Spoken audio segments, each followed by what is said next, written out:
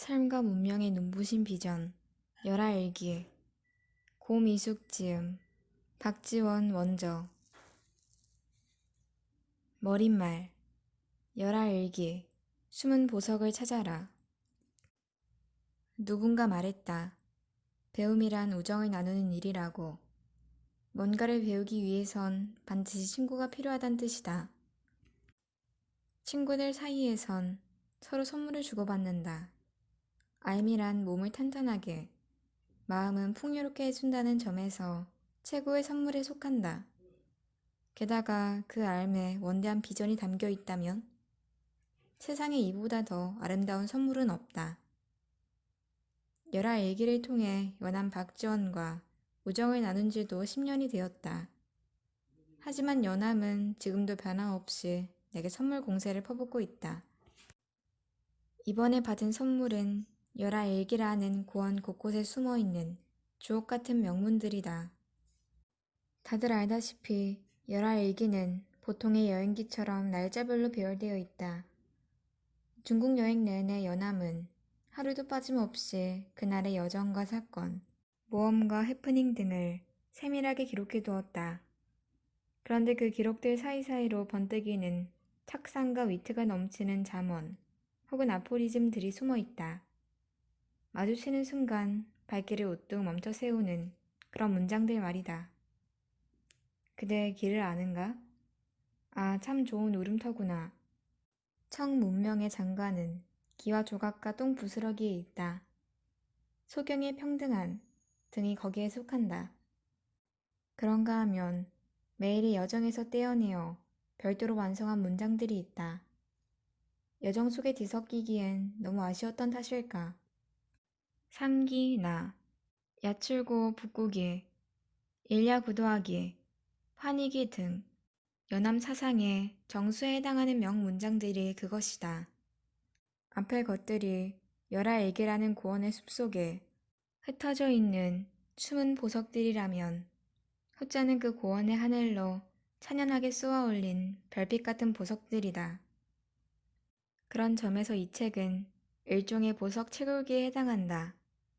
열하일기를 여기저기 뛰어다니며 한 문장씩 건져 올릴 때마다 설레임과 흥분으로 가슴이 콩닥거렸다. 어린 시절 소풍 가서 봄을 찾기를 할 때처럼 이제 여기 모두 10개의 주옥 같은 문장들을 채집하고 갈무리하여 세상 속으로 보낸다. 별은 서로를 비춰줌으로써 빛난다고 했던가. 마찬가지로 보석들도 함께 어우러질 때 더욱 영롱하다. 그저 그 빛깔과 광채를 음미하는 것만으로도 충분히 행복할 터. 군데군데 붙어있는 나의 군말은 이 보석들을 하나로 엮어주는 실마리 정도로 생각하면 된다. 이 실마리에 엮인 말과 글을 따라가다 보면 한성에서 연경, 연경에서 열하로 이어지는 멀고도 험한 여행의 지도가 한눈에 그려질 것이다. 혹 뜻밖의 행운이 따라준다면 그 지도를 통해 삶과 문명, 인생과 우주에 대한 연함의 원대한 비전을 엿볼 수도 있으리라.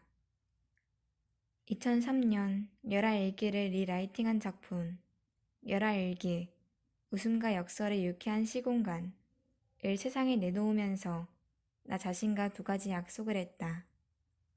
하나는 열하일기를 이 시대의 생생한 언어로 변환하여 누구나 쉽게 읽을 수 있는 번역본을 내는 것. 또 하나는 청소년들도 쉽게 열하일기의 진수를 음미할 수 있는 친절한 안내서를 내는 것.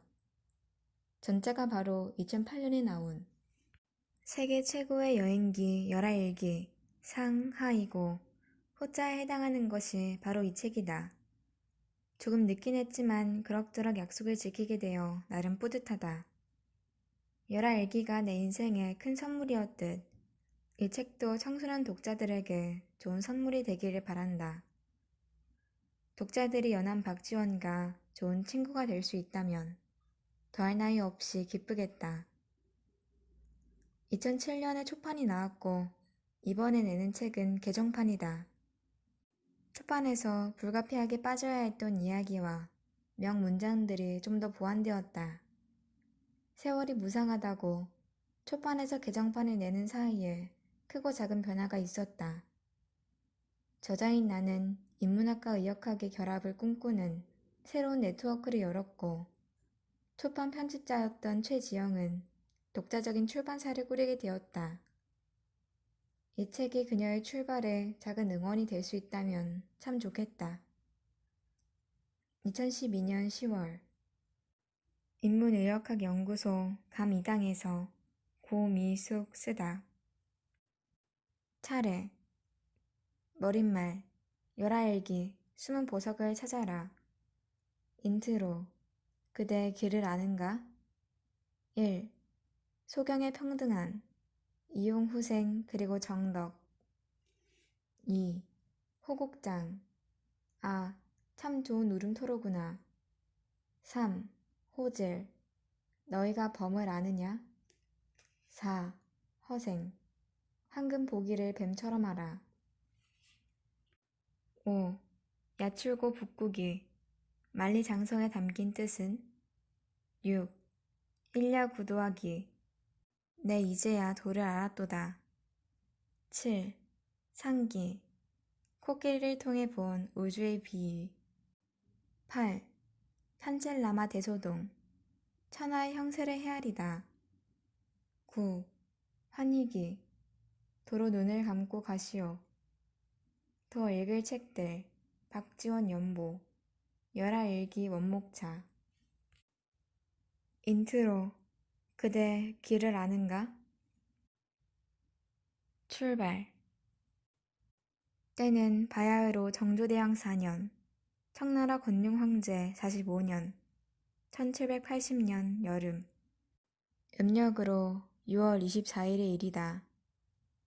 한 달 전 한양을 떠나 압록강에 도착한 뒤 박물, 중국에 선물할 우리나라의 특산물, 박물이 다 들어오는데 무려 열흘이나 걸리는 바람에 일정이 몹시 촉박해졌다.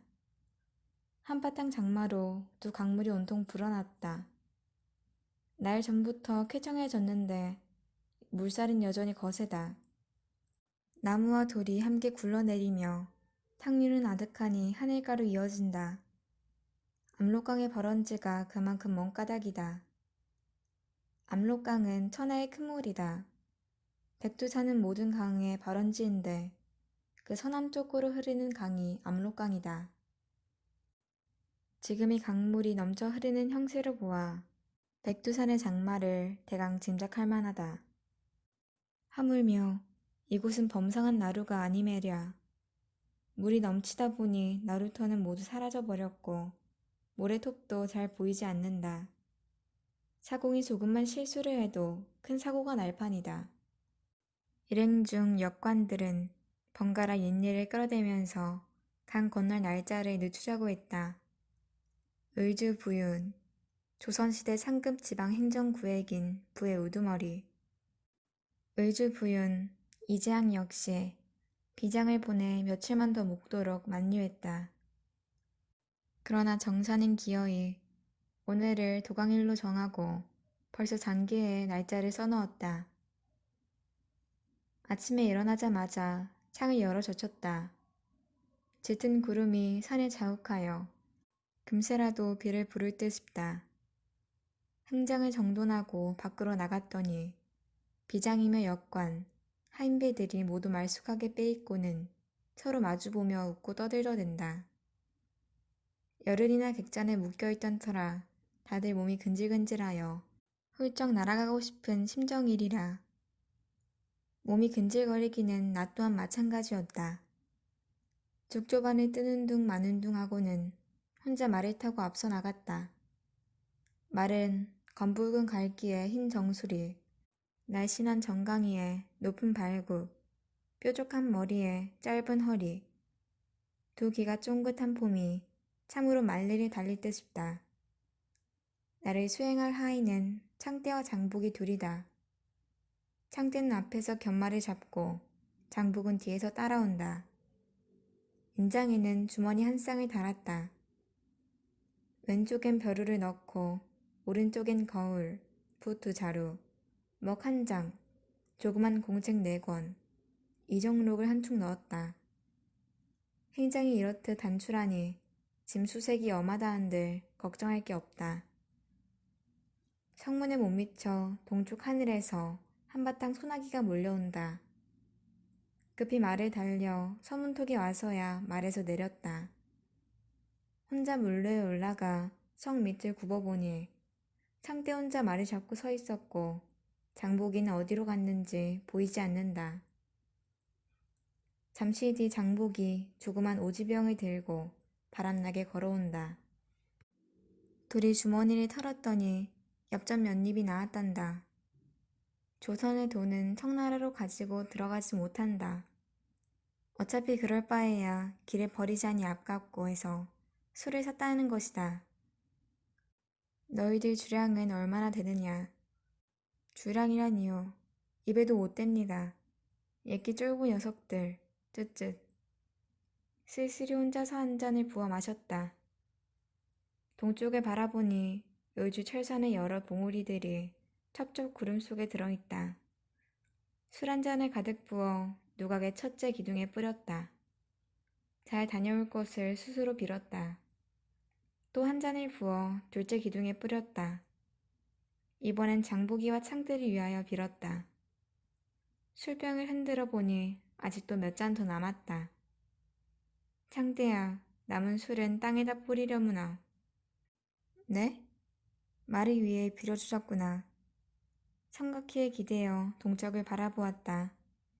구름이 뭉게뭉게 피어오르자 백마산성 서쪽의 한 봉우리가 호련 반쯤 모습을 드러냈다. 검푸른 빛깔이 마치 우리 연암 서당에서 불을 싼 뒷봉우리를 바라보는 것 같았다. 벗은 제2의 나다. 이것이 열하일기의 첫 대목이다. 만약 열하일기를 영어로 만든다면 첫 번째 시퀀스쯤에 해당되는 셈이다. 이제 이 걸음을 시작으로 장장 3000년 달하는 로드무비가 펼쳐질 것이다. 본격적으로 여행이 시작되기 전에 잠시 호흡을 가다듬고 이 여행의 주인공이 어떤 인물인지 그 프로필을 한번 살펴보기로 하자.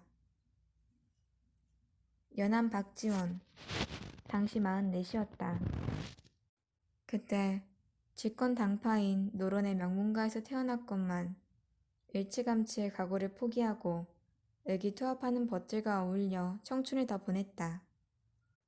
과거만 보면 입신양명은 따놓은 당상인데 대체 왜 그렇게 사느냐며 의아해하는 이들이 많았다. 당파나 정쟁에 얼룩진 전국에 입문하기도 싫었지만 그가 진정 견디기 어려웠던 건 과거 제도의 타락상이었다. 과거를 치를 때마다 응시자가 수만 명이나 되는데 그러다 보니 시험장은 서로를 부르고 짓밟고 하느라 졸지의 아수라장이 되곤 했다. 거기다 100이면 100, 1000이면 1000, 판에 박은 듯 똑같이 써내는 과문, 과거 시험의 여러 가지 문체, 가문의 격식도 그에게는 실로 끔찍했다. 부도 명예도 없었건만 그래도 30대는 그의 생애 가운데 가장 빛나는 시절이었다. 함께 웃고 함께 울어주는 벗들이 있었기 때문이었다. 이름하여 백탑에서의 청년. 백탑은 탑골 공원에 있는 원각 사지의 10층 석탑을 말한다. 당시 연암과 그의 벗들이 이 근처에서 주로 살았기 때문에 생긴 명칭이다. 스스로를 간서치, 곧 책만 보는 바보라고 칭한 이덕무의 살인문이 그 북쪽에 마주 서 있었고 이서구의 사랑채가 서편에 있었으며 수십 걸음 떨어진 곳에 서상수의 서재가 있었다. 또 동북쪽으로 꺾어진 곳에 유금과 유득공의 집이 있었다. 천재 과학자이자 음악가인 홍대용, 괴짜 발명꾼 정철조, 조선 최고의 참검술 보유자 백동수 등도 연암의 자랑스런 친구들이었다. 30대 중반쯤 연암은 식구들을 경기도 광주 성마에 처가로 보낸 뒤 서울 전이감동, 조선시대 의료행정과 의학교육을 맡아보던 전이감에 있던 동네 이름, 지금의 종로구 견지동. 전이감동에 혼자 기거하면서 이 모임을 이끌었다. 하루는 18, 9세쯤 돼 보이는 한 젊은이가 찾아왔다. 이름은 초정 박재가. 재주는 탁월한데 서울 차별이라는 신분적 장벽 때문에 가슴속에 불평지기가 가득한 청년이라는 말을 들은 적이 있다. 연함은 옷을 차려입고 나가 반가이 맞아주었다. 소문대로 한눈에 오기와 패기가 느껴지는 얼굴이었다. 손을 잡고 방으로 이끈 뒤 연함은 그동안 자신의 지은 글을 전부 꺼내 읽어 보게 하였다. 그가 글을 읽는 동안 연함은 직접 쌀을 씻어 관에다 밥을 안친 뒤 흰 주발에 퍼서 옥소반에 받쳐 내오고 술잔을 들어 그를 위해 축수해 주었다. 잔뜩 날이 서 있던 젊은이의 얼굴선이 부드럽게 흘러내렸다. 무척이나 감동받는 눈치였다.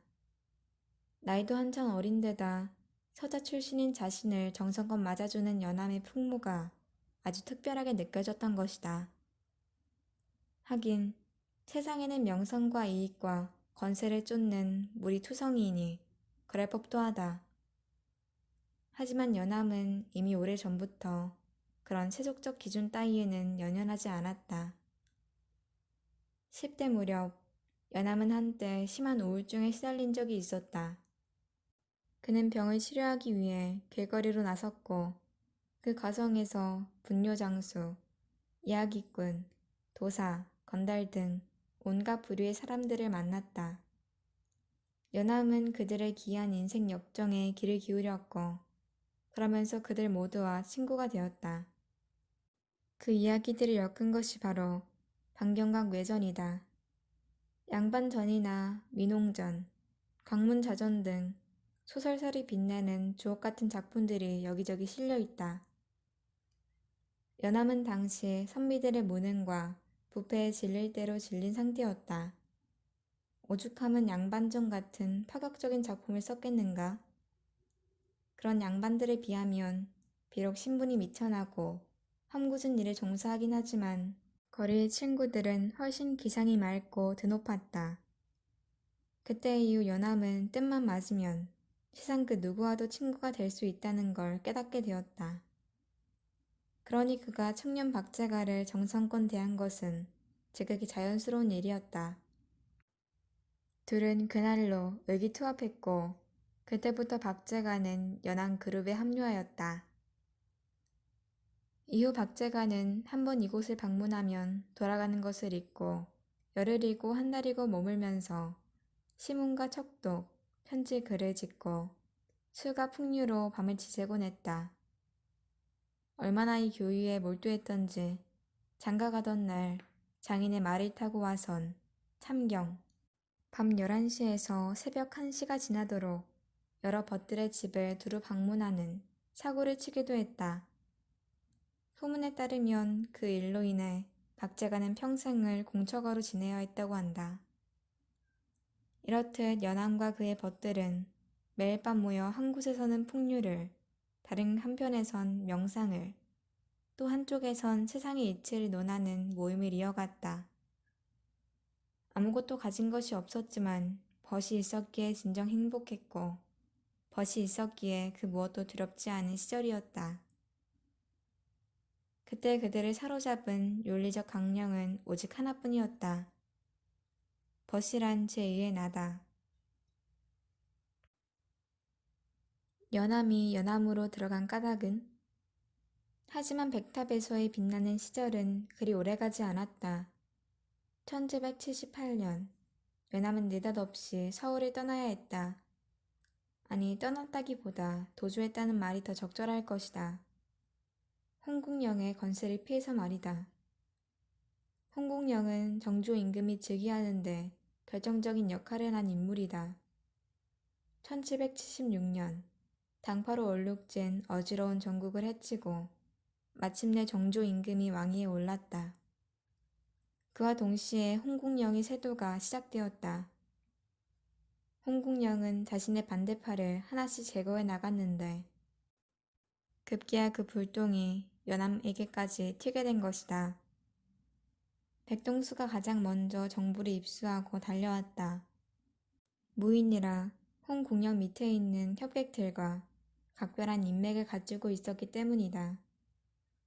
당시 조정 대신이던 절친한 친구 유언호도 낌새를 알아채고 곧장 달려왔다. 백동수와 유언호, 두 친구의 의견은 입을 맞춘 듯 똑같았다. 빨리 서울을 떠나 연암으로 들어가게.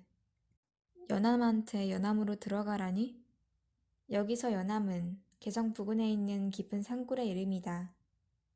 젊은 시절 팔도를 유람하던 중 친구 백동수의 안내로 찾아낸 곳이다. 인가도 별로 없는 오지였지만 지세와 선천의 기운이 마음에 쏙 들어 그때부터 제비바위라는 뜻의 연암을 자신의 호로 삼았다.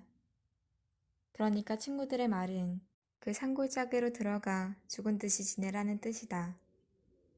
연암으로선 참 어이없는 일이었다. 홍국영 같은 실력자가 뭐 때문에 간직에도 뜻이 없고 당파와 어울리지도 않고 그저 의기투합한 친구들과 놀기에 바쁜 인물을 그렇게 주시한단 말인가. 주변 사람들의 말로는 평소 의론이 걷고 명성이 높은 게 화를 부르는 원인이라고 했다. 하지만 이것도 설득력이 없는 것이 연암은 태생적으로 명성 따위에 무심할 뿐더러 전국에 대한 비판을 즐겨하지도 않았기 때문이다. 하긴 도둑이 제발 저리다고 홍국영 같은 세도가한테는 연암의 존재 자체가 부담스러웠을 것이다. 설상가상으로 가정 형편까지 좋지 않았다.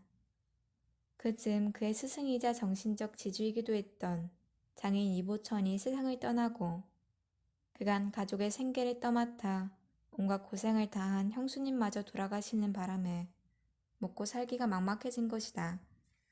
평생을 프리랜서로 지냈던 그로서도 뭔가 생활의 방편을 마련해야 할 처지였다. 이래저래 연암은 울며 겨자 먹기로 연암으로 들어갈 수밖에 없었다. 그때 그의 나이 42살쯤이었다. 청나라로부터 배우다. 북학. 세상에선 연암과 그의 벗들을 북학파라고 부른다. 북학, 곧 청나라로부터 배운다는 뜻이다. 당시의 지배적인 이념은 북벌, 곧 청나라를 징벌하자였다. 청나라는 만주족 오랑캐이자 병자 호란의 수치를 안겨준 원수이기 때문에 반드시 중원에서 몰아내야 한다는 것이 북벌론의 요지이다. 주지하듯이 그것이 소중화론의 짝을 이루고 있는 이념이다. 소중화란 작은 중화라는 뜻으로 명나라의 멸망과 더불어 중화 문명의 정수는 중국에서 조선으로 옮겨왔다는 사상을 말한다. 하지만 북벌론은 청나라를 향하기보다는 실제로 조선의 내부를 통치하기 위한 이데올로기로 기등하고 있었다. 그러다 보니 겉보기에는 거창했지만 실상은 참으로 공허하기 짝이 없었다. 북벌을 하려면 청나라보다 국력이 더 튼튼해야 하는데 그에 대한 대비책은 마련하지 않은 채 그저 목청만 높이고 있었으니 말이다. 어디 그뿐인가. 그걸 핑계로 당시 세계 제국의 중심인 청나라 문명을 거들떠 보려고도 하지 않았으니 말이다. 연암과 그의 벗들은 이런 허위의식을 용납할 수 없었다. 그리하여 허울 좋은 북벌론을 벗어 던지고 청나라로부터 그 문명의 정수를 배우자는 북학의 가치를 높이 내걸었다. 홍대용이 그 선두주자였다. 그는 아주 일찌감치 연행을 다녀왔는데 1766년 그때 연경에서 절강성 출신 선비 3명을 만나 평생 국경을 뛰어넘는 지극한 우정을 나누었다. 그들과 나눈 필담을 정리하여 낸 것이 바로 회우록이라는 책이다. 이들의 우정이 얼마나 애틋했던지 홍두용이 죽자 연암이 그의 묘비명을 썼는데 그 문장을 중국의 벗들에게 홍대용의 죽음을 알리는 형식으로 구성했을 정도다. 그 이후 이덕무와 유득공, 박제가 등도 직접 연행을 했고 그 체험을 담아 연행록을 펴냈다. 박제가는 특히 과격한 북한파였다. 청나라 문명을 제대로 받아들이기 위해서는 중국어를 공용어로 삼아야 한다는 주장을 펼 정도였다. 그가 펴낸 북학의라는 책은 북학을 널리 알리는 데 결정적인 기여를 했다. 사정이 이렇다 보니 이들은 모이기만 하면 청나라에 대한 이야기를 그치지 않았다.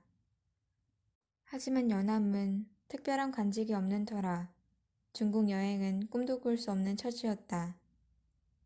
그저 버스를 통해 전해 듣는 것으로 만족하는 수밖에 없었다. 연안협으로 도주한 지 2년 후 홍국영이 갑작스레 실각하게 되자 연암은 다시 서울로 돌아왔다. 화근은 사라졌지만 백답 청년 시절의 옛 친구들은 병으로 세상을 떠나거나 생기가 어려워 공벽한 총구석으로 들어가고 말았다. 박자가의 표현을 빌리면 풍률은 지난날에 비해 줄어들고 얼굴빛은 옛날의 그것이 아니었으니 법과의 교류도 참으로 피할 수 없는 무상함이 있었던 것이다. 쓸쓸한 귀한, 하지만 인생은 길선마다 해문을 숨겨둔다고 했던가. 1780년 우울한 심정에 어디론가 멀리 떠나기를 염원한 차 삼종현 박영mon이 권룡 황제의 70세 만수절 축하사절로 중국으로 가게 되면서 그를 동반하기로 한 것이다. 연암의 집안은 대대로 노런 벌렬 가문인데다 삼종영은 영조 대왕의 극진한 사랑을 받은 화평 옹주의 남편, 곧 부마 도의로 왕족의 일원이었다. 박영모는 평소 연암이 청나라 문명을 동경하는 것을 알고서 그를 자신의 개인 수행원, 자제 공간으로 임명해 준 것이다. 말이 수행원이지 실제로는 특별한 공무가 없는 일종의 프리랜서였다. 연암의 생애에 있어 가장 빛나는 사건이자 화려한 외출인 중국의 여행은 이렇게 해서 시작되었다. 서두에서 이미 감상했듯이 음력 5월 말경에 길을 떠나 한 달여 만에 압록강에 도착했는데 큰 비로 계속 강물이 넘치는 바람에 열일이 넘게 발이 묶였다가 그날에야 비로소 강을 건너게 된 것이다. 어떤가? 이 정도면 우리의 주인공이 어떤 인물인지 좀 감이 오는가? 여전히 아리송하다고? 뭐 그래도 상관없다. 긴 여정을 함께할 때 꼭 필요한 건 정보가 아니라 정서적 친밀감이다. 함께 울고 함께 웃으면서 매 순간 새로운 관계를 구성할 수 있는 교감 능력 말이다. 앞으로 연한 박지원의 얼굴은 수도 없이 바뀔 것이다.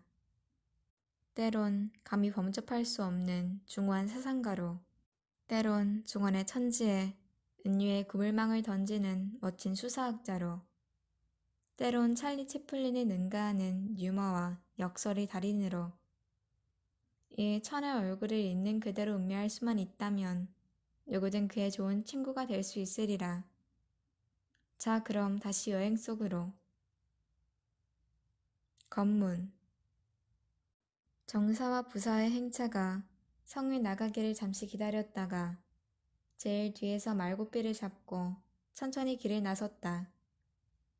통군정을 지나 구룡중에 이르니 이곳이 바로 배가 떠나는 나루터다.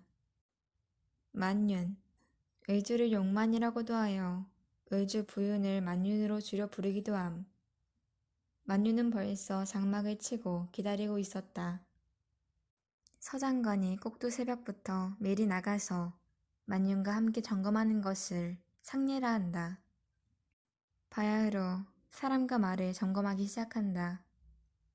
사람은 성명, 거주지, 나이, 수염이나 흉터의 유무, 키의 장단을 적고 말의 경우는 털 빛깔을 적는다.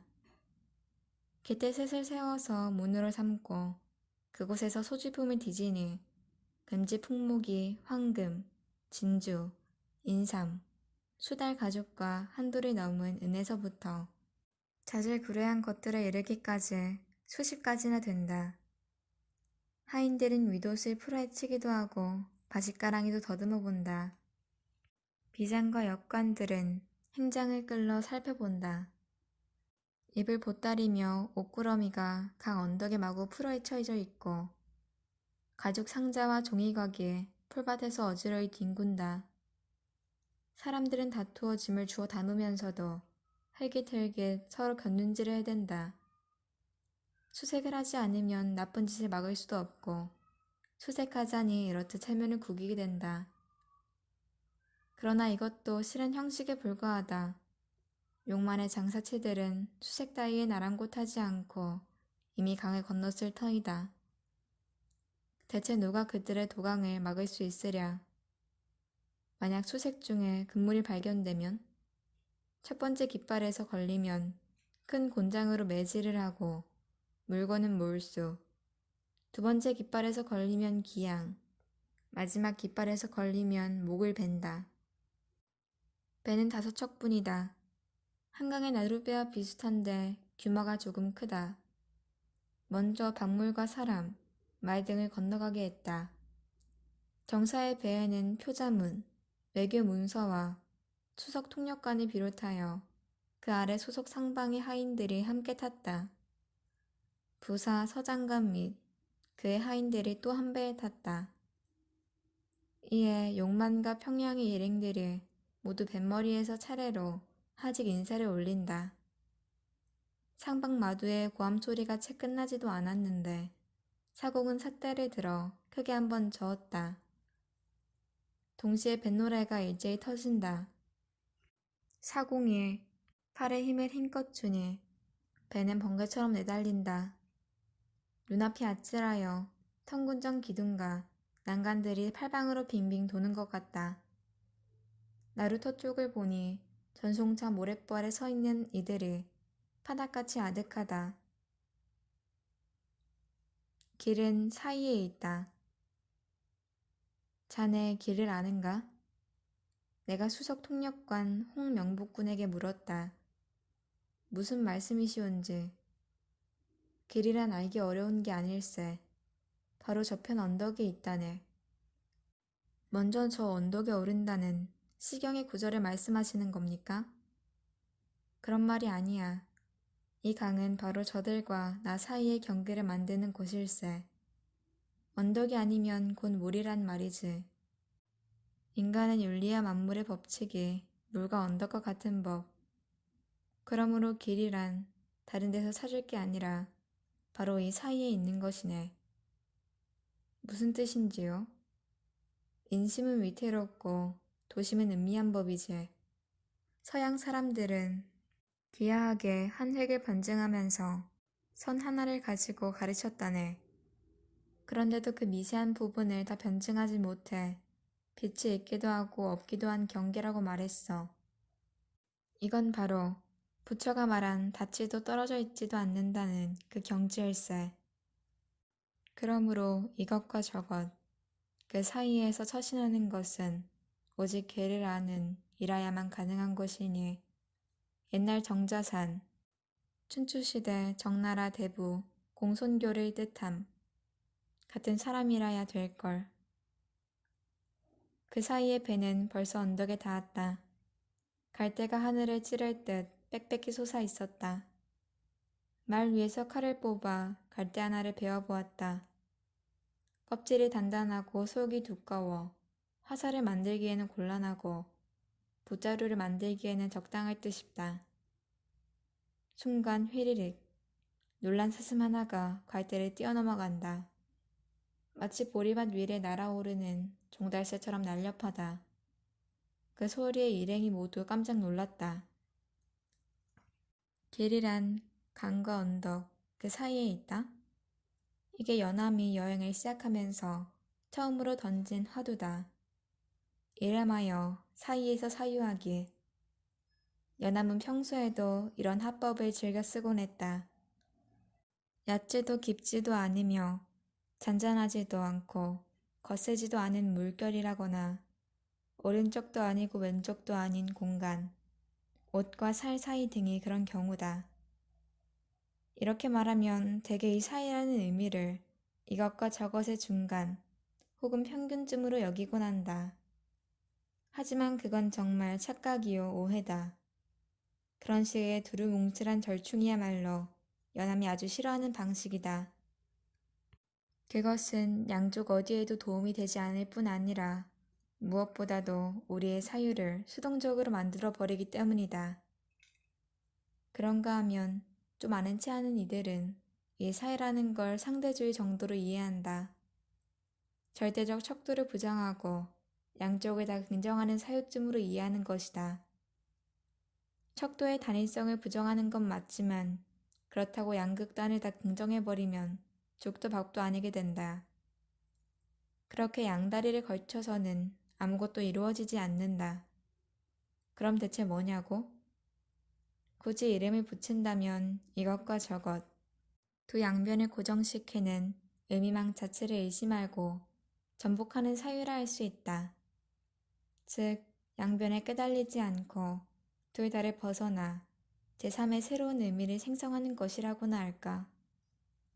그것은 어떤 초월적 척도에도 갇히지도 않지만 그렇다고 상대주의의 나락에도 떨어지지 않는다.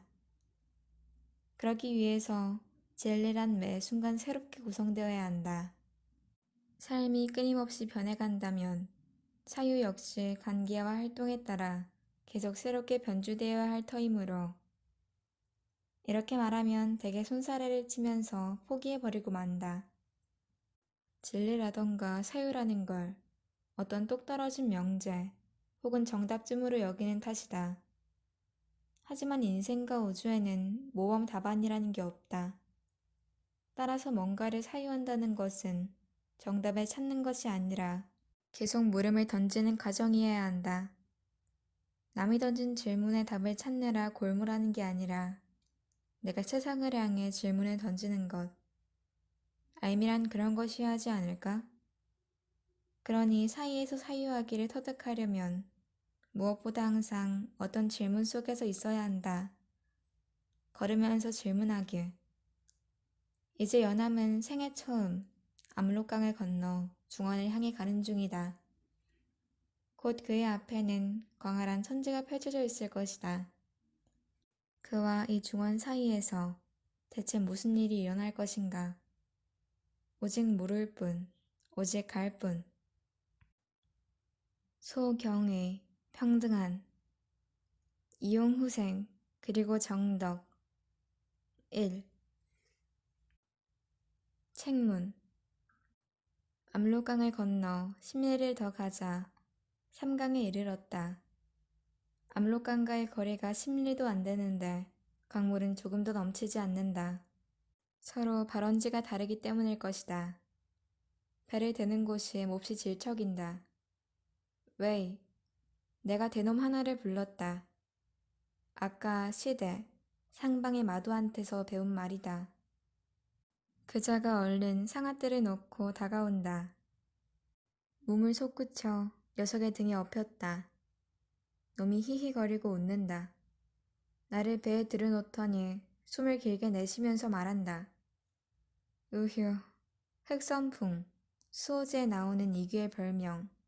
흑선풍이 어머니가 이렇게 무거웠다면 어찌 기령풍에 올랐을까요? 주부 조명회가 큰 소리로 웃는다. 저 무식한 놈이 강역은 모르고 흑선풍만 아는구먼. 내가 말하자 조근히 설명한다. 저자의 말에는 뼈가 있습니다. 이 말은 애초 이교의 어머니가 이렇게 무거웠다면 그의 괴력으로도 어머니를 등에 업은 채 높은 산이 넘지는 못했을 거란 의미이고 또 이규의 어머니가 호랑이에게 물려갔는데 나리처럼 이렇게 살집이 좋은 분을 만일 저 줄인 호랑이에게 주었다면 오직 좋으랴 뭐 이런 뜻이죠. 아니 저런 놈들이 그렇게 문자 속이 깊단 말이요? 하하 그럴 리가요. 목불 식정은 바로 저런 놈들을 두고 하는 말이지요. 그렇지만 폐간 기설을 노상 입에 달고 일상어로 쓰거든요. 그게 바로 간화, 청나라 때 중국 관리들이 쓰던 표준말이랍니다. 여기서 바로 구련성으로 향했다. 민가가 없어 노숙을 했다. 풀이 우거진 곳에 장막을 둘렀다. 맹수의 침입을 막기 위해 그물도 쳤다. 혼자 높은 언덕에 올라 사방을 바라본다. 산은 밝고 물은 맑다. 탁 트인 모양새에 나무는 하늘에 닿을 듯 높기만 하다. 그 사이로 은근히 큰 마을들이 있다. 개와 닭 소리가 들리는 듯하며 땅이 기름져 개가 나기도 좋다. 잠시 후 부사와 서장관이 차례로 도착했다. 해는 이미 뉘엿뉘엿 산허리에 걸렸다. 들판 36군데에 횃불을 놓아 먼동이 틀 때까지 환하게 밝힌다. 굴레, 군대에서 죄인을 다루던 병졸. 굴레가 나팔을 한번 불면 300여 명이 일제히 소리를 맞추어 고함을 지른다. 호환을 막기 위해서라고 한다. 밤새도록 이런 고함 소리가 그치지 않았다.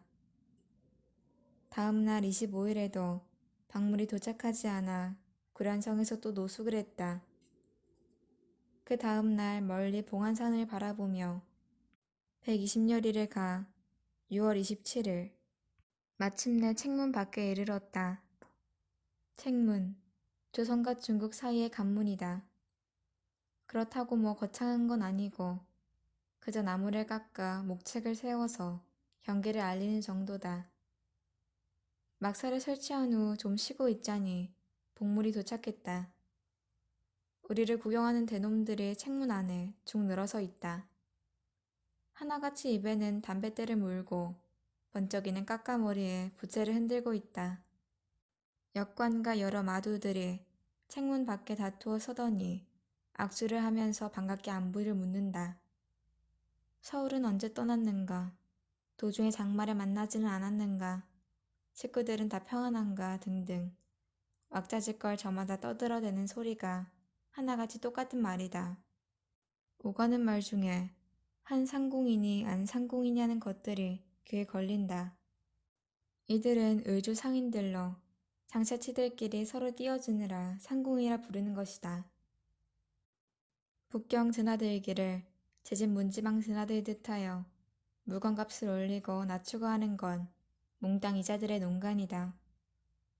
온 나라가 이 속을 모르고 모두가 역관들의 소행인 줄만 알고 있다. 실은 역관들도 자기들의 권리마저 외주 상인들에게 다 내어준 채 멀뚱히 구경만 할 뿐이다. 오늘도 이자들이 몸을 숨겨 얼굴이 내밀지 않은 걸 보니 또 필시 어디선가 농간을 부리고 있음에 틀림이 없다. 열애와 소경. 책문 밖에서 다시 안쪽을 바라보았다. 여염집들은 모두 오량집. 전통 가옥에서 경사진 지붕을 만들려면 최소한 3개의 도리가 걸려야 하는데 도리가 5개 있다면 보통 살림집 치고는 규모가 큰 편. 오량집처럼 높다. 띠풀로 이형을 했다. 등마루는 훤칠하고 대문은 가지런히 정돈되어 있다. 거리는 평평하고 곧아서 양쪽 길가로 먹줄을 친 듯하다. 담은 모두 벽돌로 쌓았다. 사람용 수레와 화물용 수레들이 길을 마구 지나간다. 벌려놓은 그릇들은 모두 그림을 그린 도자기이다. 그 모양새가 어디로 보나 시골티라곤 조금도 없다. 예전에 나의 벗 홍디용에게 중국 문물의 규모와 수법들을 들은 적이 있다. 중국의 동쪽 끝, 청구석도 이 정도인데 도해지는 대체 어느 정도일까 생각하니 기가 팍 죽는다. 돌아가고 싶은 마음이 굴뚝 같아지면서 나도 모르게 등줄기가 후끈해진다. 순간 나는 통렬히 반성한다. 이것도 남을 시기하는 마음이지. 난 본래 천석이 단박해서 남을 부러워하거나 시기하는 마음이 조금도 없었다. 이제 고작 다른 나라에 한 발을 들여놓았을 뿐 아직의 나라의 10,000분의 1도 못 보았는데 벌써 이런 그릇된 마음이 일다니. 이는 대체 무슨 까닭인가? 아마도 내 견문이 좁은 탓일 게야. 만일 부처님의 밝은 눈으로 시방 세계를 두루 살핀다면 무엇이든 다 평등해 보일 테지. 모든 게 평등하다면 시기와 부러움이란 절로 없어질 테고. 장복을 돌아보며 말했다. 내가 만일 중국에서 태어났다면 어떻겠느냐. 중국은 대놈이잖아요. 소인은 싫습니다요. 맙소사. 때마침 소경 하나가 지나간다. 어깨에는 비단 주머니를 둘러매고 손으로는 월금 쪽을 뜯는다. 순간 크게 깨달았다. 저야말로 진정 평등한을 가진이 아니겠는가. 등용일. 잠시 후 책문이 활짝 열리자 문짝이 미어 터지도록 대놈들이 몰려 나온다. 그러고는 다투어 박물가 개인 사물의 무게를 가늠하기 시작한다. 예서부터는 대놈들의 수레를 빌려 짐을 운반하기 때문이다. 그 와중에 갑자기 시냇가에서 왁자하게 다투는 소리가 난다. 급히 달려가 봤더니 되놈들이 우리 사행단의 천국 관원들에게 선사할 예단을 보고는 많다는 둥 적다는 둥 시끄럽게 떠들어댄다. 이런 일에 대한 처리는 전적으로 상판사의 마두에 달려있다. 만일 그가 풋내기라든지 중국말이 시원찮다든지 하면 달라는 대로 줄 수밖에 없다. 그리고 한번 이렇게 하면 내년에는 전례가 된다. 그러니 반드시 죽기 살기로 다투어야만 한다. 사신들은 이런 사리를 모르고 그저 책문에 들어가기만 급급해서 역관을 메고 재촉게 된다.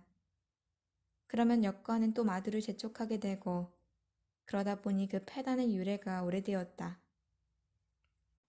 상삼이 막 예단을 나눠주려 하자 대놈 100여여 명이 빙 둘러선다. 대놈들 중 하나가 갑자기 커다란 소리로 상삼에게 욕을 퍼부어댄다. 예단을 좀 더 뜯어내려는 수작이다. 순간 등용, 상판사 마두, 상판사는 사신단의 장모 처리자에게 주어지는 임시 벼슬. 등용이 수염을 꼿꼿이 세우고 눈을 부라리면서 곧장 앞으로 내달린다. 순식간에 녀석의 가슴을 움켜잡고는 주먹을 휘둘러 팰 것 같은 기세로 대놈들을 둘러보며 큰 소리를 친다. 뻔뻔하고 무례한 놈 같으니 지난해에는 대담하게도 이 어르신네 짙을 목도리를 훔쳐갔지. 또 그 작년엔 이 어르신께서 주무시는 틈을 타서 내 허리에 찼던 칼을 뽑아 칼집에 달린 술을 끊어갔었고 게다가 내가 차고 있던 주머니를 훔치려다가 들켰잖아. 다른 어른들한테 보내서 오직이 얻어 터지고 얼굴이 알려지게 된 바로 그놈 아니야. 그때 애걸복걸 싹싹 빌면서 나더러 목숨을 살려주신 부모 같은 은인이니 뭐니 하더만 오랜만에 와서 이 어르신께서 내 놈 상판을 몰라보실 줄 알았냐? 대담하게도 이따위로 큰 소리를 지르고 떠들다니. 요런 지새끼 같은 놈은 대가리를 휘어잡아서 봉성 장군, 봉황성을 다스리는 장군, 봉성 장군께 끌고 가야 돼. 그러자 여러 대놈이 갑자기 기가 팍 꺾인다. 그 가운데 수염이 멋들어지고 옷차림이 말쑥한 드놈 하나가 등용의 허리를 덥석 껴안으면서 살살거린다. 형님 하프세요. 등용이 돌아보곤 빙그레 웃으면서 말했다. 네, 만일 동생의 안면만 아니었다면 이 자식 상판 한 방 갈겨서 저 봉안산 밖으로 던져버렸을 거야. 내가 옆에 있던 조달동에게 말했다. 혼자 보기 아까운 광경이군. 살위봉법. 중국 못을 18기에 하나, 도둑의 덜미를 잡아채어 기선을 제압하는 기술. 살위봉법이지요.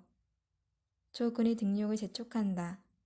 사또께서 이제 곧 책문으로 들어가실 거야. 서둘러 예단에 나눠주어라. 등용이 영방, 예의예의하며 짐짓 바쁜 척을 한다. 그러자 못 대놈은 끽소리 없이 주는 대로 받아서 가버린다. 조군이 감탄에 맞이 않는다. 역시 등용의 수완이 기가 막힌데요. 애시당초 털 목도리나 칼 주머니를 잃어버린 일 따윈 있지도 않았지요. 공연히 트집을 잡아서 무리 중 한 놈을 작살내버리는 거지요. 그러면 나머지 녀석들은 절로 기가 팍 꺾여서 그냥 물러서거든요. 저렇게 안 했더라면 사흘이 가도 책문 안으로 절대 못 들어갔을 겁니다. 등룡은 가산 출신이다. 14살부터 북경에 드나들기 시작해서 이번이 자그마치 30번째라고 한다. 중국말은 물론 현지 사정에 빠삭하여 크건 작건 우리의 일행의 일은 모두 등룡이 아니면 감당할 인물이 없다. 사행이 있을 때마다 미리 가산으로 공문을 보내 그의 식구들을 감금토록 한다. 그가 중국으로 도주하는 것을 막기 위해 인질로 잡아두는 것이다. 이것만 봐도 가히 그의 재간을 짐작할 만하다. 일단 이 문에 들어서면 중국 땅이다. 이제 고국의 소식은 끊어지고 만다. 서글프게 동쪽 하늘을 바라보다가 한참 뒤 몸을 돌려 천천히 책문 안으로 걸어 들어갔다.